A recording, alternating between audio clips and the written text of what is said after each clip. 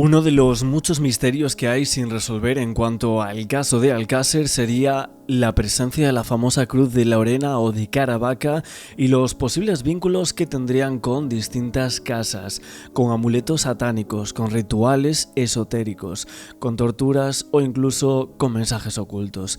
Pero es que esta cruz aparecería durante la realización de las segundas autopsias. Fue ahí cuando el profesor Luis Frontela la localizó sobre las vértebras lumbares de Desiree, por lo que la creencia generalizada de que estaba incrustada sería falsa. Estaba situada sobre y entre las vértebras lumbares 3 y 4.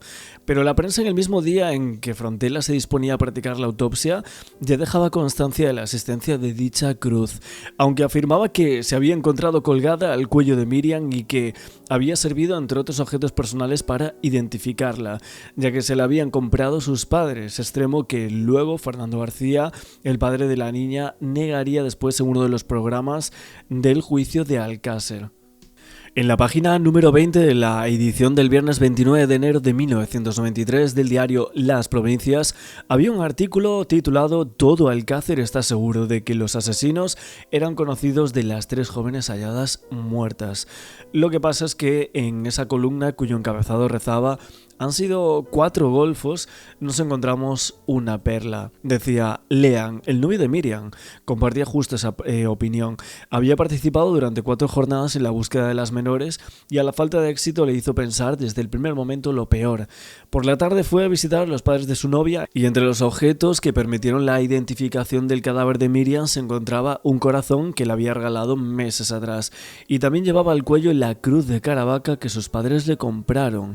Los autores del triple asesinato no quitaron de los cuerpos los objetos de valor. Amalia Garrigós decía que según las familias esa cruz no pertenecía a ninguna de las niñas y por otro lado decían que estaba perfectamente atada, pero realmente ¿cómo se podía atar una cruz? O sea, Fernando Verdú decía, perdón, quiero decir pasada, con el pasador que está puesto.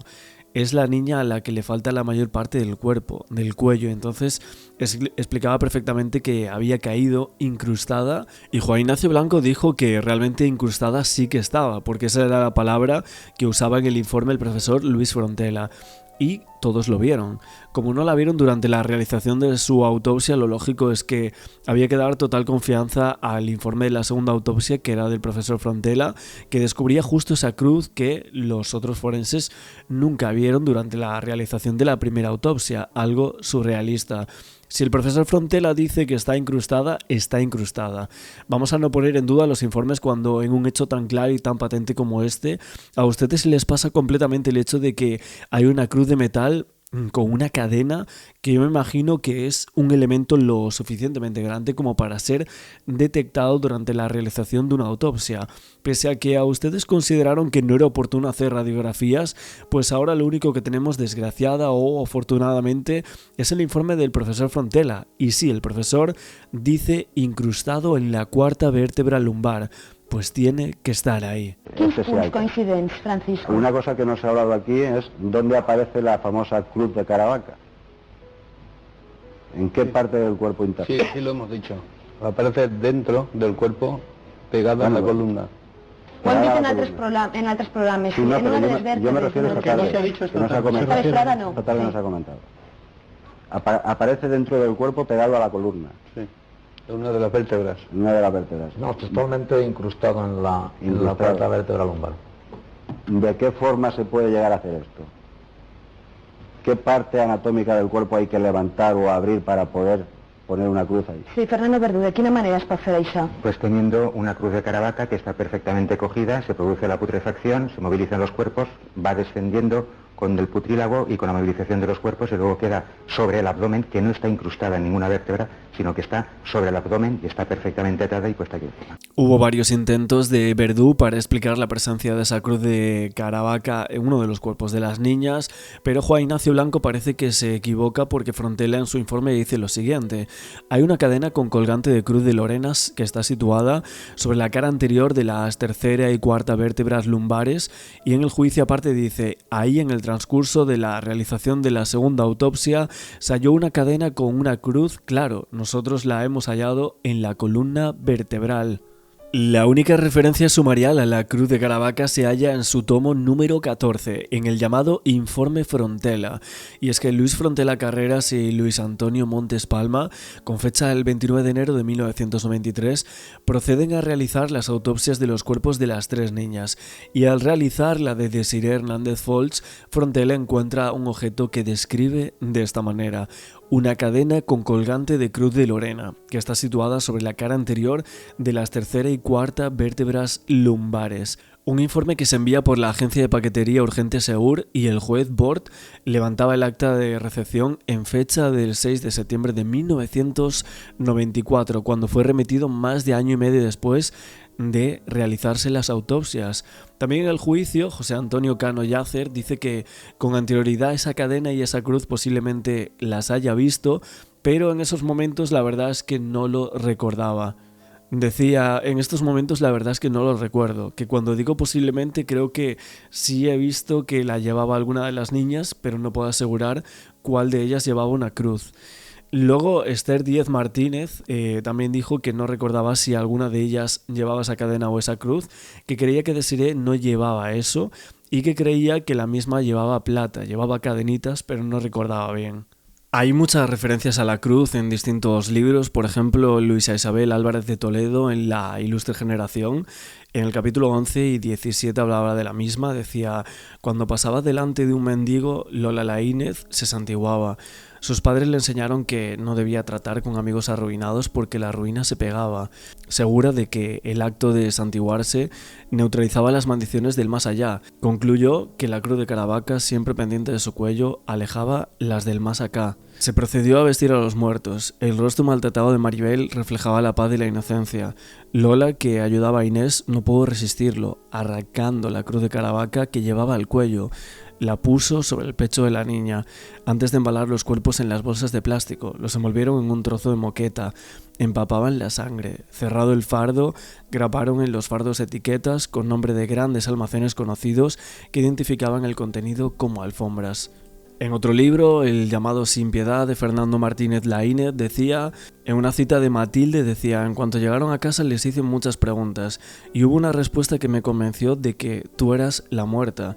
Fue cuando les pregunté si les habían enseñado el corazoncito nacarado y la Cruz de Caravaca, esa cruz plateada, símbolo de la salud que te regalamos y que tanto te gustaba llevar al cuello como un amuleto. Magdalena del Amo Freixedo también habla sobre esta, dice: esa cruz, que no pertenecía a ninguna de las víctimas, apunta a que al menos esta niña fue inmolada en algún tipo ritual religioso o esotérico, que una de las niñas tenía lesiones que indicaban que pudo haber sido empalada. No se tenía la certeza absoluta, pero existía una lesión en la espalda que, unido a las dilataciones que presentaban los cuerpos, apuntaban a ese tipo de tortura. En este mismo cuerpo se encontró la Cruz de Caravaca. Decía: nosotros, en vista de las lesiones sádicas, ensañamiento, la falta de 2 manos, la ausencia de sangre, el cuero cabelludo, la piel de la cara, las cuencas de los ojos y más heridas increíbles, junto con puntadas y el resto de hilo blanco encontradas en una de las manos y la Cruz de Caravaca incrustada entre 2 vértebras, nos llevaba a pensar más bien a saber que existió un tipo de ritual mixto, una orgía de sexo, sangre y muerte, posiblemente con algunos elementos religiosos. Y es que en relación a esa Cruz de Caravaca alojada en la cara interior de la columna, que citó el señor Frontela, se pidieron explicaciones durante el juicio. La respuesta fue que posiblemente la niña la llevara al cuello y que con los movimientos había ido a parar justo allí. Ya hemos dicho que la cruz no pertenecía a ninguna de las niñas, pero de ser así, ¿cómo fue a parar a la parte interna de una columna de una de las niñas? La Cruz de Lorena, también conocida como Cruz de Anjou, figuraba en la simbología de los duques de Anjou, conocidos como duques de Lorena a partir de 1431. René II de Lorena fue el primero en incorporar la cruz como símbolo del ducado durante la batalla de Nancy, en oposición a la Cruz de Borgoña. Jaime de Borbón y Battenberg, segundo hijo varón de los reyes Alfonso VIII y Victoria Eugenia, infante de España y duque de Anjou y de Segovia, nació en el Palacio de la Granja el 23 de junio del 1908. En el 35 contrajo matrimonio con la aristócrata italiana doña Manuela de Dampierre, con la que tuvo 2 hijos, Alfonso, duque de Cádiz, nacido en Roma el 20 de abril del 36 y Gonzalo, nacido en la misma ciudad, el 5 de junio del 37. El duque de Cádiz murió en Beaver Creek, en el condado de Eagle, en Colorado, el 30 de enero de 1989. Un cable de acero le cortó el cuello justo cuando descendía por la pista de esquí y el 27 de enero de 1923 ya habían transcurrido 3 años de su fallecimiento, pero faltaban 3 días para que se cumpliera exactamente 4 años. Però segons les famílies, aquesta creu de Caravaca no pertanyia a cap de les xiquetes. Yo, Perdón, la ¿está pertenencia perfectamente atada?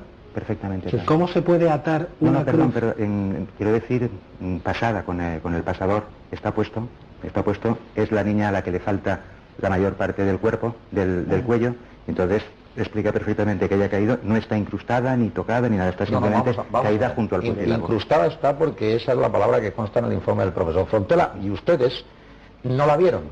Como no la vieron durante la realización de su autopsia, lo lógico es que hay que dar toda la confianza plena al informe de la segunda autopsia, que es el profesor Frontela quien descubre esa cruz que ustedes no vieron durante la realización de la primera autopsia. Si el profesor Frontela dice que está incrustada, estará incrustada. Vamos a no poner en duda los informes cuando en un hecho tan claro y tan patente como este a usted se les pasa completamente el hecho de que haya una cruz de metal con una cadena, con que yo me imagino que es un elemento lo suficientemente grande como para ser detectado durante la realización de una autopsia, pese a que ustedes consideraron que no era oportuno hacer radiografías. Bueno, pues ahora lo único que tenemos, desgraciada o afortunadamente, es el informe del profesor Frontela, y si el profesor Frontela dice incrustado en la cuarta vértebra lumbar, pues tiene que estar ahí. Bien, no hay que poner en duda las palabras que dice el profesor Frontela, tampoco habrá que poner en duda las palabras que dicen los otros médicos forenses que participen. Entonces, a mí me gustaría... De todas maneras, un segundito solamente, Sí. En el acto del juicio se habló de la cruz de Caravaca, y efectivamente la cruz de Caravaca, el mismo profesor Frontela habló de que había quedado sobre la columna vertebral, en la zona de la columna Eso vertebral, no se dijo en no el juicio. incrustada en la columna vertebral. Eso no se dijo en el juicio. Bueno, de todas maneras, como se está demostrando aquí, usted mismo se ha corregido a usted mismo porque decía atada, luego se desdice. Es decir, que esto es algo muy No, normal. perdona, no me Y dedico. eso sí ha dicho. Atada ha sido... Un desliz. Yo, como el Pero señor, si ese desliz- como el señor Blanco, tendremos que utilizar una terminología exquisita. Yo procuro utilizar siempre un léxico el más adecuado para cada una de yo creo que en su caso las es expresiones. lo más importante. Entonces, utilizar el pasador. Para muchos aquí había 2 opciones. Lo primero es que se trataba realmente de una secta y por eso aparece la cruz de Caravaca entre las vértebras, al igual que la piel, lo que podría indicar que llevaban la marca del demonio y que se arrancan, y el tema del pezón, etcétera, o las piedras halladas en el cráneo, cosas muy extrañas. Y luego la opción B, que sería que esta cruz de Caravaca, así como los indicios relatados en la otra opción, fueran para despistar y realmente no eran una secta, sino que querían que los investigadores pensaban que era eso para descartar otro tipo de vías. A día de hoy se sigue preguntando el cómo pudo llegar la cruz al interior de aquel cuerpo, a qué tipo de extrañas manipulaciones fueron sometidos los cuerpos de las 3 niñas durante ese cautiverio para provocar sobrecogedoras dilataciones en los órganos. ¿Qué hacía colocado ahí ese objeto? Hay un libro también que decía lo siguiente sobre la cruz, comentaba: la cruz de Caravaca, único y verdadero tesoro de milagros y oraciones de la SS Cruz. Según decía el título, era un verdadero tesoro de milagros y oraciones para curar todo tipo de dolencias y para librarse de hechizos y encantamientos. Un anónimo contaba editado en Roma, ciudad e imprenta falsas, para despistar a las autoridades eclesiásticas, ya que el libro no era en absoluto autorizado por la Iglesia. Es curioso también porque en la fosa de Alcácer, concretamente en las inmediaciones, oculta entre unos matorrales también aparece una extraña medalla religiosa metida en un estuche. En una cita decían: a mi izquierda vi algo que brillaba entre los matorrales y me dijo el concejal: mira a ver qué es esto, una moneda de 20 duros y un estuche, y dentro había una medalla con unas bolitas semiderretidas, y en esta medalla había una cruz y 3 vírgenes y el Cristo en medio. Llamé al guardia civil, a la policía judicial, vinieron los 2 polis y les hice entrega de todo el tema este, que comentamos un poco por encima lo que era y lo que ellos me dijeron, que en la descripción que habían dado los padres de las chicas no habían dicho nada de esto, o sea que probablemente no era de ellas. El caso es que, según relata el testigo que encontró la extraña medalla al ser preguntado durante el juicio de este extraño hallazgo, en el pueblo de Catadaun no causó demasiada sorpresa. Decía: es un trozo de metal fundido, son las 3 cosas que yo encontré ahí. que esa cruz que acabo de ver en Catadau, que yo sepa, no ha tenido significación, que en el pueblo la existencia de la cruz y de estos símbolos al lado de la fosa no ha extrañado para nada, y que en la zona de Catadau, con síntomas de decapitación, lo único que recuerdo así es un señor mayor que desapareció del pueblo y que apareció meses después en un estado de esqueletización, y se comentó que las manos estaban separadas y la cabeza. Eso fue bastante antes de ocurrir lo de las niñas. Las manos separadas, sí, a nosotros en cambio sí nos produce bastante sorpresa y estupefacción toda esta concatenación de hechos trágicos en esta zona. El mismo testigo también relataba al juez datos de otras desapariciones de adolescentes. En la misma zona, en años muy próximos, 3 adolescentes, los 3 de Macastre. Era como una especie de agujero negro en el mapa, muy bien delimitado de la Comunidad Valenciana, donde aparecían y desaparecían grupos de 3 adolescentes y un epicentro de algo sumamente desconocido pero muy inquietante. El mismo testigo relata la aparición de un cráneo cerca del río Magro, un río del que hemos hablado en otros vídeos, diciendo, sí, ha aparecido, creo recordar un cráneo cerca de ese río, pero tampoco sé más, que estos sucesos en el pueblo no creo que haya relación con las sustancias, las chicas que desaparecieron, y que no podía relacionarlo directamente con el tema de las sustancias. Se preguntaban también sobre las piedras pequeñas, y es que apenas había información sobre ellas, una foto de escasa calidad técnica y nada más se sabía al respecto, un enigma al que muy pocos parecían haber dedicado tiempo y ganas de estudio, un fenómeno tan extraño y anómalo que merecía ser revisado tantas veces como sea. Y es que era raro también el tema de las piedras, 2 piedras de aristas marcadas de 11 y 12 milímetros, una impactada en la zona posterior de la fosa nasal izquierda y otra en coanas. No encontraron otras piedras de mayor o menor calibre, ni tan siquiera tierra, ni en el magma, ni en las fosas nasales que recubrían las anteriores, por lo que era difícil explicar cómo llegaron allí, ya que eran demasiado grandes como para haber atravesado la apertura y la zona media de las fosas nasales sin romper los cornetes. Por si fuera poco, los expertos de toxicología no encuentran ningún resto más de arena, tierras u otras piedras, por lo que se descartaría la introducción accidental de las mismas debido al arrastre, por ejemplo. Y es que el color de las 2 pequeñas piedras es también difícil de apreciar por esa mala calidad de las fotos, pero ¿realmente qué tipo de materiales son estas 2 piedras? Se han buscado entre los jacintos cuarzos con ligeras similitudes, pero... Y es que al ampliarse las fotos se hicieron patentes unas pigmentaciones o irisaciones de color lila o violeta en ambas piedras. Se dudó si podía ser por efecto de algún flash o de la pantalla de los móviles y obviamente se decide así ampliar la foto original y al darle más brillo o sacar contraste eran muchísimo más evidentes. Irisaciones de color violáceo. Tenía que haber algún mineral que reuniese esas características, aunque imaginamos que especialistas de toxicología que en su día analizaron las piedras consultarían a su vez a otros especialistas en minerales, suponiendo que esta línea de investigación fue suficientemente explorada en su día.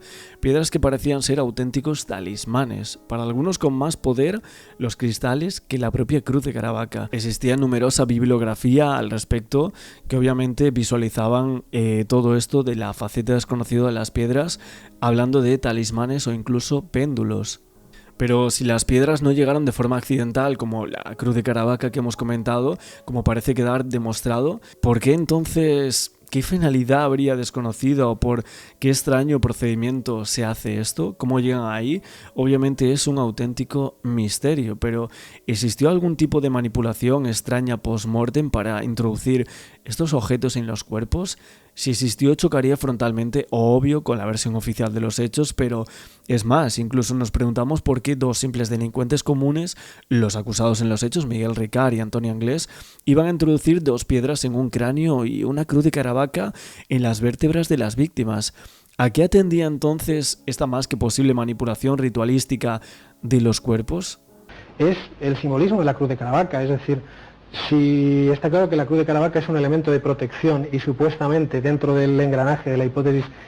Bueno, Juan Ignacio comentó en alguna ocasión que podría no ser de Caravaca, sino una creu de Lorena. Es de Caravaca, es de la Caravaca. cruz es de Caravaca, sin ninguna duda. Lo que pasa es que es el informe del profesor Frontela, volviendo a lo mismo, cuando él habla de una cruz de Lorena. No, es de Caravaca. La diferencia entre la cruz de Lorena y la cruz de Caravaca como cruz es similar, no idéntica, pero la aparición de 2 ángeles que lleva justo en lo que es el travesaño más largo de la cruz, eso únicamente lo lleva la cruz de Caravaca, porque representa el milagro de la aparición de esa cruz de Caravaca, que, por contar la anécdota, que ya que me he enterado, me gusta contar las cosas, por lo visto iban a oficiar misa en Caravaca, no había cruz, y entonces en un momento determinado 2 ángeles entran por una de las ventanas de la iglesia portando esa cruz, y por eso aparecen esos 2 ángeles sujetando la cruz, que son el símbolo de la cruz de Caravaca, y que es lo que la diferencia básicamente de la cruz de Lorena.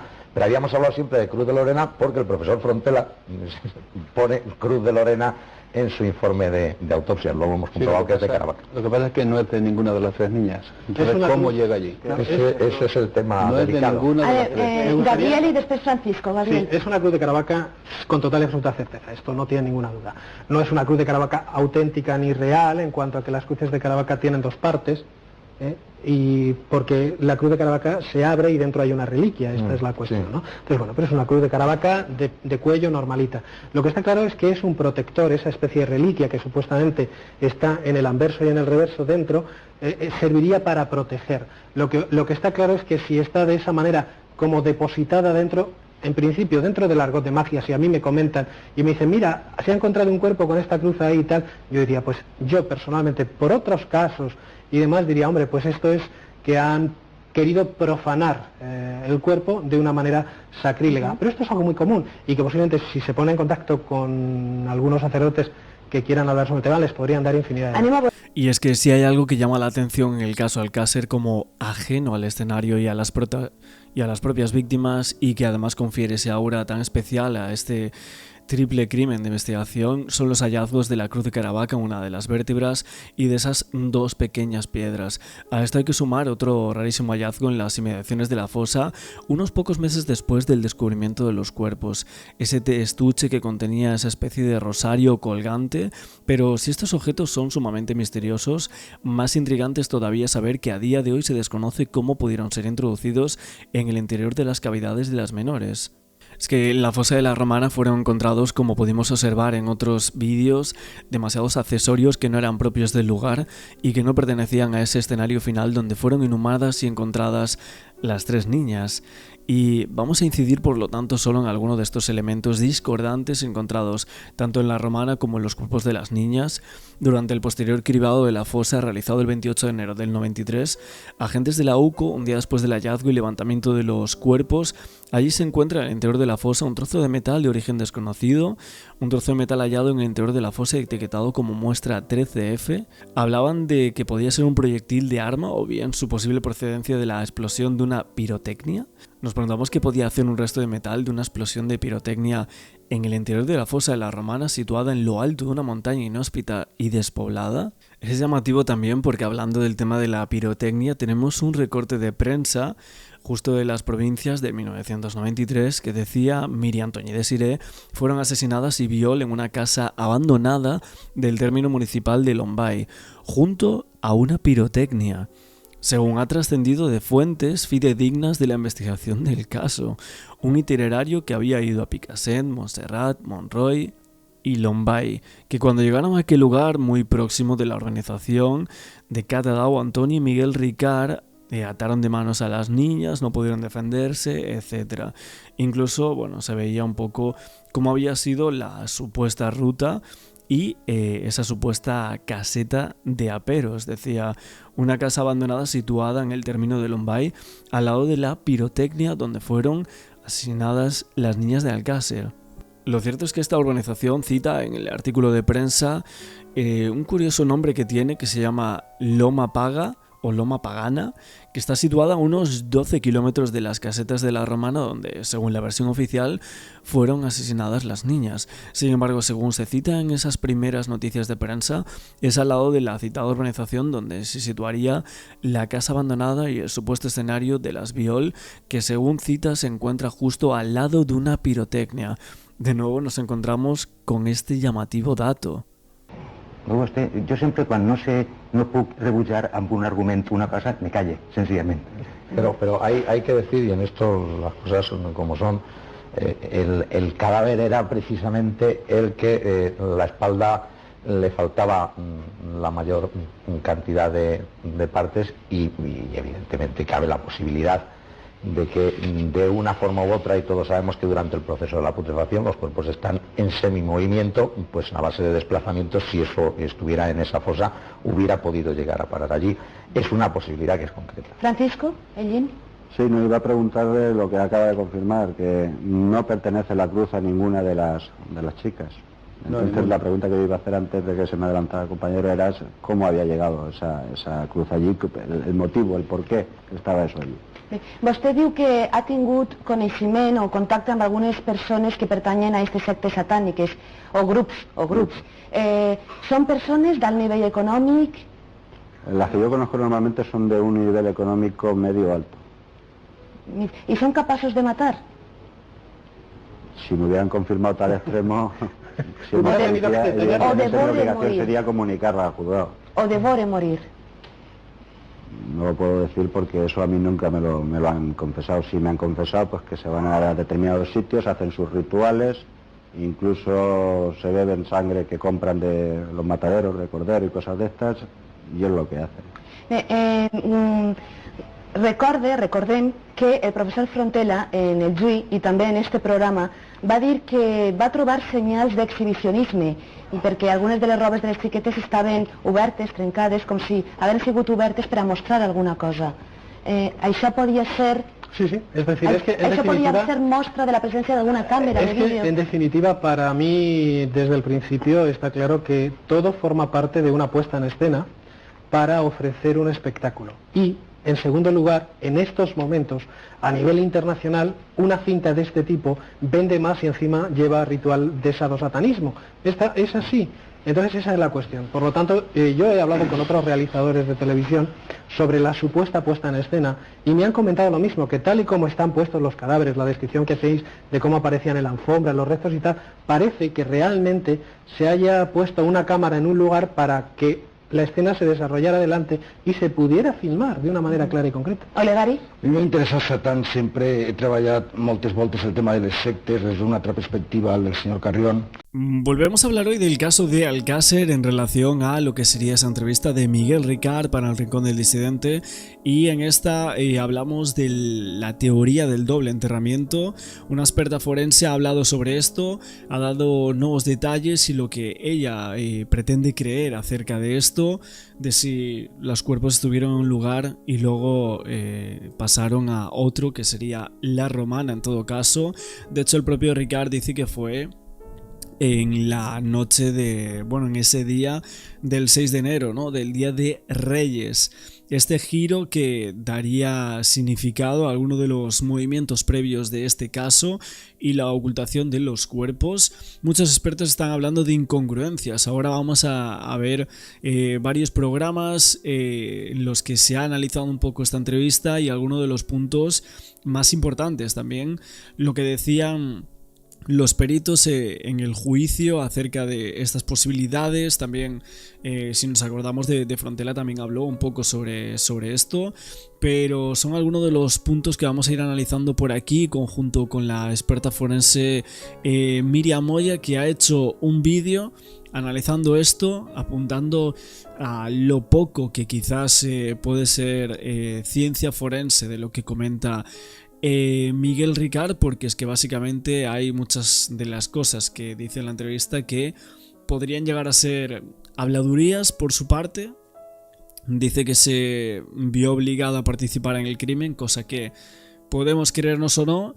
Dice muchas cosas, dice que estaba amenazado por Anglés, podemos creérnoslo o no. Y todo lo demás, si participó el Nano, si participó el Mauri, si hubo otras 3 personas desconocidas. Mucha gente no le cree nada a este señor y otros muchos siguen pensando que es un chivo expiatorio, ¿no? Vamos a ver esto y ahora seguimos dando más información. Muchas personas después de la entrevista que le hizo Manu del Disidente a Miguel Ricard, y por eso voy a responderlo de forma pública, porque creo que esto merece una explicación clara desde el punto de vista forense. Ricard afirma que las niñas podrían haber sido trasladadas el 6 de enero después de haber estado enterradas desde el 13 de noviembre. Acordaros. Esos números serían 54 días bajo tierra antes del posible traslado. Y la pregunta que todos me hacéis es, ¿realmente posible mover un cuerpo, unos cuerpos después de tanto tiempo enterrados? A ver, dejémoslo claro, yo no soy especialista en el caso Alcácer, ni quiero, ni mucho menos, pero como perito forense, especialista en reconstrucción de escenas, os voy a dar la respuesta con la ciencia en la mano. Si es posible trasladar obviamente el cuerpo tras 54 días bajo tierra, pero es imposible no dejar huella. Después de casi 2 meses, el estado natural sería de putrefacción avanzada, con tejidos blandos, reblandecidos, aunque todavía con cierta unión articular. Es decir, moverlo sería difícil, pero factible. Pero siempre este traslado va a dejar señales inconfundibles en 3 fuentes. La primera fosa, en la segunda y en los propios restos. En la fosa original siempre va a quedar rastro, tierra removida, distinta, manchas oscuras por los fluidos, pupas o restos de insectos que colonizaron los cuerpos en las primeras semanas. A ver, aparte de todo esto que está comentando, para muchos expertos en el tema, yo esto lo leí alguna vez, es que básicamente encontraron tierra que no coincidía con la del último enterramiento, ¿no? Con las tierras de la romana, tierras rojizas, etcétera, una serie de piedras que podían ser de otros lugares que de hecho se llegaron a analizar. Pero también los cuerpos estaban con partes que estaban desprendidas, ¿no? La falta de livideces cadavéricas también, mucha gente se llegó a preguntar si no sería señal de haber estado en agua. Nosotros hicimos por aquí un análisis de todo esto con muchos foros que lo llegaron a comentar, y de hecho el propio Frontela en el juicio así lo dice. Ahora vamos a leerlo y a argumentar un poco sobre esto. Y no cuadran muchas cosas, como el tema de la sangre, que aún tenían las pequeñas en el corazón. Y mucha gente evidentemente lo está preguntando de esta manera. De hecho, vi por aquí un comentario que se refería un poco a todo esto con el tema del agua. Y Miriam Moya decía: muy buena reflexión, la ausencia de livideces cadavéricas en algunos contextos puede interpretarse como manipulación post-mortem, o incluso como que hubo un entorno distinto, como agua o algún traslado. Pero lo que siempre hay que hacer es cruzar todos los marcadores: la entomología, la química de tejidos, la cronología de descomposición, etcétera, ¿no? Y si no, es posible llegar a una conclusión sólida, y que estaría de acuerdo con este comentario del tema de las livideces y demás, de que hay demasiadas cosas que no cuadran, y lo grave es que no se investigó a fondo en su momento. Raíces cortadas, fibras, cabellos o incluso fragmentos óseos microscópicos. En la fosa nueva se verían discordancias claras, obviamente, la tierra estaría menos compactada, habría poca actividad entomológica compatible con la cronología, y hasta se encontraría tierra o polen que no coincide con ese suelo, porque los cuerpos se llevan pegados restos del lugar en el que estuvieron antes. Y en los propios cuerpos también podemos detectar restos de tierra de otra procedencia en cavidades, en ropa, desarticulaciones o roturas en el cuerpo que se explican por la extracción. E incluso signos químicos como el inicio de adipocira si hubo humedad en la primera fosa. Todo esto delata que hubo un cambio de lugar. Por tanto, ojo, porque esto no me parece como algo sin más, el tema del doble enterramiento, sino encontrar esa primera fosa. Creo que también podría llegar a ser clave aún a día de hoy, ojo, encontrar esa primera fosa daría muchos datos, muchísimos datos daría esa primera fosa, por lo cual encontrarla creo que es otra de las claves de Alcácer. Que hubo una primera fosa y una segunda, o sea, un doble enterramiento, para muchos expertos está claro que sí. Pero entonces, ¿por qué nunca se buscó esa primera fosa, no? Creo que podría llegar a ser bastante clave. Y hay algunos puntos que podrían dar a entender en dónde está. ¿Y Miguel Ricard no podría decir dónde es ese primer enterramiento? Ya que ha hecho esa entrevista, ha dado esos datos. A día de hoy podría llegar a verse dónde fueron enterradas las niñas de Alcácer en una primera ocasión, ¿no? Desde la ciencia sí es posible trasladarlos. Bueno, lo que os comentaba antes de la declaración de los peritos en el juicio, en las sesiones de la 14 a la 24, entre el 30 de mayo y 16 de junio, pues ahí hubo una exposición de informes psicológicos y forenses, intercambios entre el catedrático Luis Frontela y los forenses valencianos, que mucha gente se recuerda, y Frontela, que fue cuestionado en multitud de ocasiones, aún a día de hoy también en este caso dicen que no lo hizo del todo bien, que tuvo demasiadas teorías pero muy pocas certezas para algunos, y para otros muchos presentó datos concluyentes que respaldaban sus afirmaciones, ¿no? Uno de los puntos más polémicos de Frontela fue el análisis de la fauna cadavérica, ¿no? Este hombre, basándose en el tamaño de las larvas vistas solo en fotos y vídeos, sostuvo que los cuerpos podrían haber sido enterrados en dos lugares distintos. Esto es lo que estamos hablando del tema Miriam Moya. De hecho, los dos estuvieron en el caso Lucía Vivar y ahora están hablando de este tema en el caso de Alcácer. Pero es que incluso en el crimen de las 3 niñas de Alcácer se llegó a apuntar la hipótesis por parte del catedrático forense Dr. Frontela de la posible sumersión de los cuerpos antes de su enterramiento.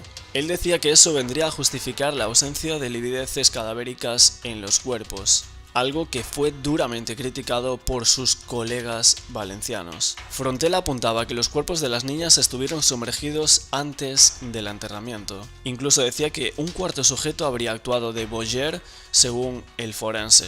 Él manifestaba su convicción de que los cuerpos de las 3 víctimas fueron sumergidos en agua antes de su posterior enterramiento.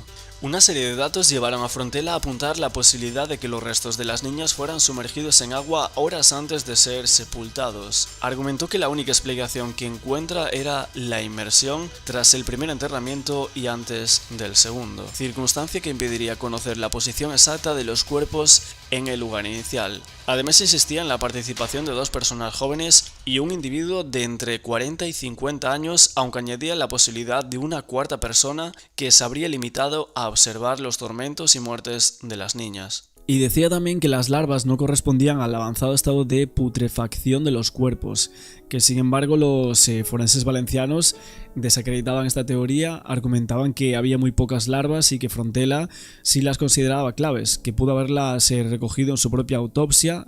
Así lo decían en respuesta también otro abogado popular. Le recordaba a Frontela que nunca había solicitado este tipo de muestras en sus escritos al juez. Después, otro tema de controversia fue la ausencia de livideces cadavéricas en los cuerpos. Según el catedrático Frontela, esta falta de manchas violáceas podría indicar una fuerte hemorragia o que los cuerpos estuvieron sumergidos en agua. Que esto lo comentamos en alguna ocasión, el tema del agua dulce. Luego los forenses valencianos refutaron esta posibilidad, explicaban que el avanzado estado de los cuerpos hacía imposible llegar a conclusiones sólidas sobre la posición original o la presencia de livideces, y también argumentaron que cualquier alteración o doble enterramiento de los cuerpos dejaría rastros inconfundibles.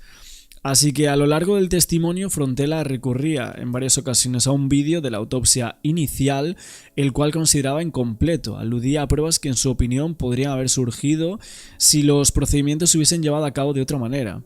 Insinuaba en sintonía con Fernando García, que era el padre de una de las víctimas, que el crimen podría haber sido una puesta en escena. De hecho, en televisión dijo que había una teoría alternativa y demás, y que nunca jamás volvió a hablar de ella, de un supuesto, que todo era una puesta en escena para unos espectadores sádicos que estarían viendo esto. Podemos llegar a hablar de esa cinta Snuff, etcétera, que se comentó en su momento, aunque no presentó ninguna evidencia más allá que apoyara estas hipótesis, ¿no? Así que hubo muchas discrepancias entre Frontela y algunos de los expertos forenses valencianos. De hecho, Fernando Verdú, que fue un portavoz de los forenses valencianos, decía en una declaración tajante en aquel momento: una autopsia significa yo veo, y eso está reñido con el yo imagino. Así que de esto hablaba entre la aproximación científica de los forenses y las supuestas especulaciones del doctor Frontela. Así tenemos que se habló del doble enterramiento, del cual estamos comentando ahora, aparte de todas las declaraciones de los testigos, estas declaraciones de los peritos que a día de hoy aún se sigue hablando de ellas y aún está en controversia, evidentemente, si pudo haber o no ese doble enterramiento. Incluso el asesino confeso de las niñas dice que sí, ojo.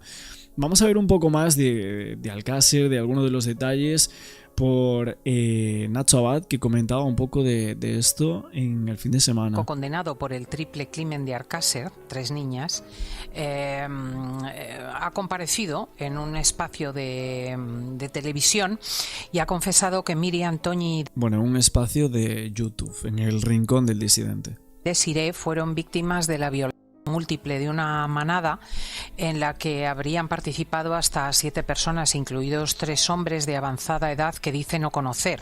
Además de ellos estarían Antonio Anglés, su hermano Mauricio y un individuo apodado El Nano. El asunto ha sido objeto de mucha polémica porque Ricard muchas veces se ha contradicho.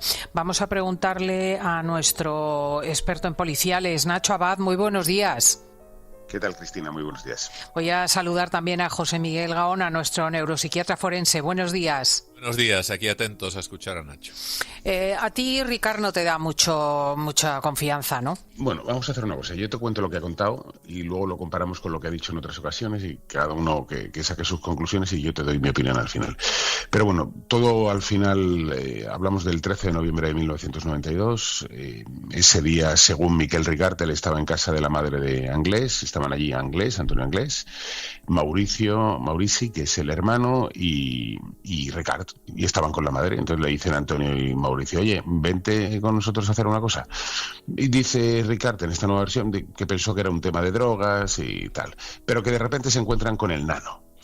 Son 4 en el vehículo, los 4 se dirigen hacia Picassent y cerca de una gasolinera se encuentran a Miriam, a Toñi y a Desiree. Es decir, 4 que van en el coche, más 3, 7, con el volumen que tenía aquellos coches por entonces. A mí esto ya me cuesta creerme, pero no. No caben, no caben, francamente. Por eso, bueno, a mí a lo mejor es que se ha olvidado decir que iban en 2 coches, que iban en caravana, en una furgoneta, que se alquilaron, yo qué sé, pero bueno, sigo.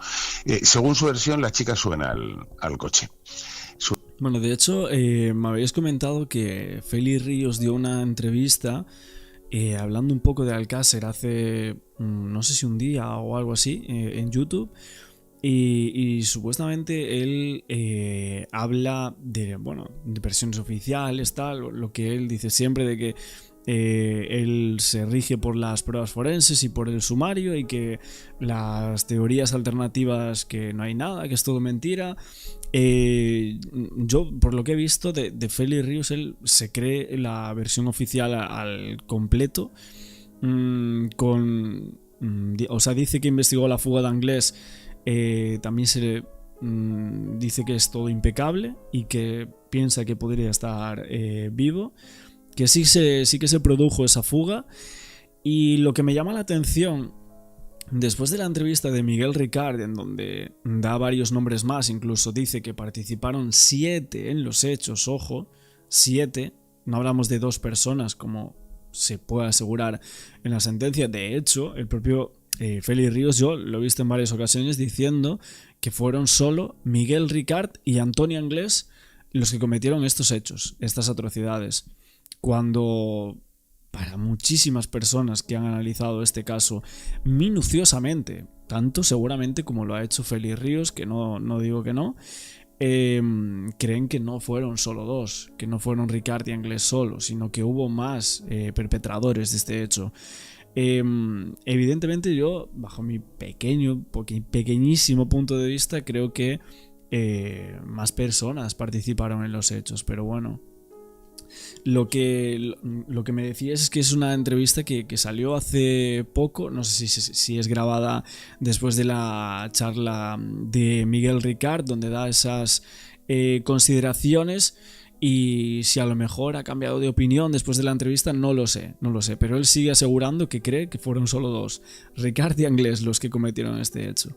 Uno asesino confeso y el otro pues fugado, por ahí en México o en Brasil o donde sea. Suena el coche, pensando que van a la discoteca Color, a la que habían hablado las tres que iban a ir. Anglés en el trayecto se desvía hacia Catadau y allí teóricamente le esperan 3 hombres de unos 50 años que parece ser que ya le estaban esperando. Es decir, si le estaban esperando, ¿qué iba a ir? Calle por calle buscando chicas a las que secuestrar ese día, y si no las encuentra, los 3 hombres esperaban allí tranquilamente, sin que pasase nada. Bueno, la cuestión es que Antonio y el nano bajan a las niñas del coche. A él y al hermano de Anglés les mandan a por unos bocadillos a un bar llamado El Parador, y cuando regresan se encuentran que las están violando a todas. Las están agrediendo allí, Anglés, los 3 desconocidos estos, y que les apuntan a ellos con un arma y dicen: o las violáis o matamos. Entonces ellos forzados las violan. Cuando terminan las agresiones sexuales, los 3 hombres desconocidos desaparecen del lugar. Allí se quedan Ricard, Antonio, el nano y el Mauricio y Antonio mata a 2 de las niñas, y Mauricio mata a la tercera. Dice que las enterraron en un paraje que se conoce, en un paraje de Alborache, pero cuando empezó la investigación se asustaron y entonces decidieron trasladarlos a la Romana, que es donde fueron descubiertos el 27 de enero de 1993. ¿Qué pasa? Que en realidad él dice que ahora está contando por primera vez la verdad y que en el resto de las ocasiones no había dicho la verdad. ¿Qué había contado en el camino? Pues en el 93, cuando es detenido, dice que los hechos se habían cometido en la Romana, no en este otro sitio donde dice ahora, que solo estaban él y Antonio Anglés, que las cogieron haciendo autostop. Dice que también las agredió sexualmente forzado, pero que no había nadie más. Luego modificó esta declaración en el 97 durante el juicio, por cierto, en el que le condenaron a 170 años de prisión por ser el coautor de los secuestros, las violaciones y los asesinatos, de los cuales ha pasado 21 en prisión, 21 de 170. Lo dejaron salir por la famosa doctrina Parot. Y básicamente lo que vino a decir en el juicio es que también estaban allí Mauricio y el nano, el hermano Antonio. Pero el problema es que la Guardia Civil investigó lo de Mauricio y no le da ninguna credibilidad, y a lo del nano tampoco. Yo no entiendo muy bien. Dice que ahora quiere pedir perdón a las familias, contar la verdad para él relajar su alma y que las familias, pero yo no sé, Gaona, si esto relaja el alma, añade mucha más confusión. Yo sinceramente no le creo.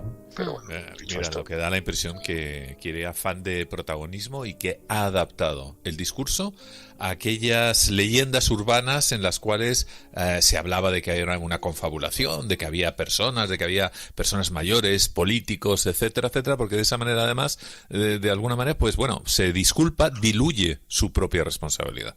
Sí, Bueno, entonces lo que se cree es que Miguel Ricard, con esta entrevista, lo que estaría haciendo es contar en parte la verdad, pero mezclándolo con la conspiración que tanto ha venido, o sea, ayudando, por así decirlo, a Ricard a salir del entorno público, ¿no? Por así decirlo, el malestar de la gente con él de manera pública, ¿no? A limpiar su imagen de esa manera. Porque mucha gente, vi comentarios en el canal que decía que esto era un lavado de imagen para Ricard, etcétera. No creo tampoco por parte de la productora o del canal de Manu Jiménez que haya querido lavar la imagen a Miguel Ricard, pero él mismo, pues con todas las entrevistas que ha hecho, sí que lo ha intentado, evidentemente, ¿no? En cuanto a el tema de la segunda sesión del juicio, que es cuando hay en un interrogatorio que se prolonga desde el 13 de mayo hasta el 16 del 97, ahí evidentemente afirma que le dictaron lo que debía decir, con el riesgo de matar a su hija, etc. Y luego negaba los cargos, desviaba la culpa hacia otros, hablaba de Mauricio Anglés, de un supuesto cómplice que decía que era el nano. En aquella ocasión ya mencionaba a estos dos, ¿no? O sea, esto no es de ahora. Si estos son mentiras, pues las lleva diciendo 30 años, ¿no? Este señor. Luego, durante el interrogatorio, Ricard afirma también que Anglés le había hablado de usar la Romana como un lugar para esconder posibles cuerpos, posibles víctimas, y describía a Antonio Anglès como una persona muy peligrosa y muy impredecible. De hecho, ya en su momento él estaba insinuando que podría haber sido asesinado para impedir que revelase información comprometida. ¿Pero sobre qué? Sobre esas 3 personas que supuestamente habrían estado allí, pero Miguel Ricard no los vio. Miguel Ricard no conoce la cara de esos 3 cincuentones que ahora mismo, bueno, serían personas bastante mayores, evidentemente, entre 80 y 90 años nos imaginamos, no sabemos si pueden estar vivos o no, nos imaginamos que podría ser que sí, pero serían personas importantes, él los conoce. Y además también es cierto que la sentencia habla de desconocidos, ¿eh? O sea, la sentencia judicial no dice que sean ellos 2 solos. Sí, la sentencia hablan de alguna tercera persona, pero nunca se fue capaz de investigarse ni de determinarse de quién se trataba. O sea, dejan abierta la puerta a que haya habido más implicados. Qué interesante. Yo no me acordaba nada de eso. ¿Tienes una memoria? Sí. O sea que realmente tiene un punto de verosimilitud. No, que te lo dejen abierto quiere decir que a lo mejor no todos los huecos han sido capaces de ser rellenados y contemplan la posibilidad de que hubiese más gente implicada en el crimen, pero no que realmente existiera. Se haya comprobado, claro. Eso es. Bueno, luego tenemos un caso de un boy. Bueno, podríamos decir que habría evidencias para llegar a pensar que no solo participaron Ricard y Anglès, y según esa sentencia deja la puerta abierta a que hubiese alguna otra prueba que determinase que o Mauricio, por ejemplo, o bueno, que de hecho Mauricio está vivo, ¿no? O sea, y nunca, o sea, hubo personas que nunca se creyeron estas versiones. También yo pienso que tiene que ser por algo, porque si descartamos a estos a los hermanos Anglès y descartamos a todos ellos, al nano y a otras personas de cercanía, ¿no? Que fueron como testigos a este juicio de los Anglès y Ricard. Entonces estamos mencionando que hay personas desconocidas y quizás con algo más de poder que fueron sacadas de en medio del papel o del sumario para que no se indagara sobre ellos. Esto es la sensación que da viendo un poco todos los puntos del caso de Alcácer. Especialmente a Francisco Pérez Avellán, porque es uno de los periodistas investigadores que más cerca y más encima estuvo de cada uno de los momentos del juicio sobre el crimen de Alcácer. Muy buenos días, Francisco. Hola, buenos días. Y Salvador Ortega. ¿Qué tal? Buenos días. Bienvenidos a todos. Bueno, yo quiero que empecemos viendo la imagen que hoy ya se publicaba en los medios de comunicación. Y si tiene móvil y si tiene WhatsApp, si no tarda, le llegará en cualquier momento esta cara. Este es el rostro actual de Miguel Ricard. Muy diferente de como cuando entró hace 21 años en la prisión. Ahora tiene 44 años. Vemos que ha perdido cabello, que mantiene el mismo color de piel, el color de pelo también, los ojos, por supuesto, y lo que sí vemos que la barba y los kilos de más es lo que, de diferencia desde hace 21 años ahora, es lo que hace que hubiera podido pasar desapercibido, entiendo yo, en la sociedad. Salió de la prisión el pasado viernes, en torno a las 6 de la tarde, y rodeado, evidentemente, de muchísimos periodistas que querían captar su imagen, y algunos lo consiguieron, porque le siguieron hasta el tren que cogió camino de Jaén, y en Linares se bajó, y luego pues se le sigue la pista a ver dónde está, en un coche hasta Madrid. Pero la pregunta ahora es dónde está Miguel Ricard, si alguien lo tiene controlado para futuros intereses u objetivos o no, o a ver dónde irá. Puede vivir en Jaén, puede vivir en Madrid, puede irse a vivir a Córdoba. Hay muchísimas especulaciones, pero bueno, a ver si nos lo dice Francisco, que sabe de él. ¿Dónde iría para Ricard ahora? ¿Dónde cree Probablemente esté en Madrid. Y respecto a que alguien lo tenga controlado, no lo creo. Él es el que controla siempre. En esa entrevista que yo tuve con él cuando él estaba en la cárcel, él delante de los funcionarios que estaban a 2 metros, era capaz perfectamente de poner sus condiciones, de decir cuáles eran las cosas que quería, qué iba a decir y qué no, a pesar de que los funcionarios estaban atosigándole y estaban allí precisamente para que no hablara con periodistas, por ejemplo, ni con nadie de fuera. Sin embargo, él ha dado siempre lecciones de una frialdad absoluta, capacidad total de ser organizado y dar la idea de lo que él quiere. Él se presentó ante el público y así ha sido recibido hasta el día de hoy como una víctima, uno de la banda de Anglès a quien tenía mucho miedo y por lo tanto siempre obedecía. dando la vuelta a toda la situación después de escucharlo tantas veces en el juicio, en realidad puede ser que él fuera el jefe auténtico de la banda. Si le parece, Francisco, vamos a ir por partes para no echarnos tanta información encima. Vamos a ir de lo último a lo primero, que es nuestra costumbre. Lo último es, ¿qué hará Miguel Ricard ahora en libertad? Esperar ofertas. Él tiene cosas con las que puede perfectamente negociar. Por ejemplo, decir dónde está Antonio Anglés, que es la gran pregunta, el gran misterio de todo este caso. ¿Por qué le va a decir ahora y no lo ha dicho hasta ahora? Él lo dijo en el juicio y no le creyeron. Dijo que estaba muerto y nadie siguió esa pista, pero él dijo que estaba muerto. Y se filtró en aquel momento a todas las televisiones. ¿Dijo dónde estaba muerto? No. Él, digamos, que lanzó una pregunta, si alguien estaba interesado en saber dónde estaba Antonio Anglés, para que se pusiera en contacto con él, probablemente para negociar. Y ahora que está aquí, a lo mejor una entrevista en la televisión para decir la verdad no es posible, porque él no va a decir la verdad. La verdad no le favorece en absoluto. ¿Por qué? No le favorece en absoluto, porque él ha conseguido hasta ahora estar en un segundo plano, como si realmente los que no están aquí fueran los verdaderos culpables. Para entendernos, Antonio Anglés nunca ha contestado ninguna pregunta sobre el caso Alcácer. Todo lo que sabemos de Antonio Anglés lo ha dicho Miguel Ricard, siempre. Es decir, Antonio Anglés desaparece poco después de que desaparezcan las niñas y nadie ha vuelto a hablar con él en absoluto. Todo lo que se ha contado después es mentira. Absolutamente. Y probablemente muchas de estas cosas que ha dicho ha sido siempre responsable Miguel Ricard. Oye, y si, vamos a ver, si él dijo que estaba muerto y ahora quiere decir algo, solo puede decir dónde está enterrado. En efecto. ¿Y tú personalmente crees que Anglés está muerto o no? Totalmente convencido de que está muerto. Yo creo que, bueno, yo tengo un libro escrito que se llama Alcácer, punto final, en el que creo que la última bala de las que tenían para matar a las niñas se la dieron a ¿Y cómo muere Anglés? De un disparo en la cabeza. ¿Quién lo mata? Yo creo. A ver, yo no tengo pruebas para ver quién lo mata. Lo que sí estoy completamente convencido es de que Miguel Ricard sabe qué pasó y dónde está y cuándo ocurrió y por qué desapareció.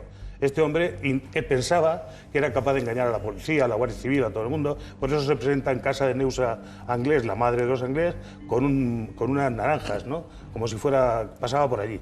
Entonces, claro, naturalmente la Guardia Civil le descubre inmediatamente, ve que es un auténtico delincuente, un delincuente duro, que está fugado además por otros hechos que había cometido con anterioridad, y a partir de ese momento le interrogan hasta que empieza a decir algo que le relaciona con el caso. Y finalmente acaba siendo la única persona implicada. Pero nunca ha ayudado a la justicia, nunca ha dado ninguna pista para que la justicia fuera a explicar lo que es caso Alcácer. Si no lo reconoció, no va a decir por qué lo hizo, ¿no? ¿Por qué lo hicieron o quiénes lo hicieron? Claro, él dijo entonces que era porque tenía miedo a Antonio Anglés. Pero yo tengo un dato fundamental, y es el hecho de que Antonio Anglés nunca iba a los atracos porque le daba miedo. No tenía el valor que hay que tener de entrar en una entidad bancaria y decir, alto, arriba las manos, que esto es un atraco. Iba siempre Miguel Ricard, que no tenía ningún miedo. Hasta el punto de que cuando se llevaban el botín, le decían a Antonio Anglés lo que ellos querían. Los que habían ido al atraco decían, hemos robado no sé cuánto, y le daban la mitad, pero podían haber robado 5 veces más. Lo cierto es que Miguel Ricard sigue manteniendo a estas alturas que él ha sido una víctima, que él fue un cabeza de turco y que los auténticos culpables siguen en la calle. Cabeza de turco Antonio Anglés. Vale. Ricard se lo dice a sí mismo. Intervendría en esos crímenes horrendos. No tenemos ninguna prueba, ya digo. Pero si no lo hicieron solos. No lo hicieron solos. Una persona no lo hace solo. No lo hicieron solos. Según su teoría, 3 Pero yo lo que o digo más. es que el que manda en esa banda es Miguel Ricard. Vale, perdona Marta que te he interrumpido. Nada, al contrario de lo que Miguel Ricard siempre ha mantenido y mantiene. Él antes de todo, de su cárcel, etcétera, tuvo 2 trabajos de los que no duró más de 6 meses en cada trabajo. Es decir, no era un hombre que tuviera una profesión previa ni nada. Ahora, en la calle, dificilísimo la reinserción social e incluso laboral. Dudo mucho que tenga él ahora mismo ningún tipo de oficio, beneficio, profesión, ni que nadie vaya a dar trabajo, lógicamente, a Miguel Ricard.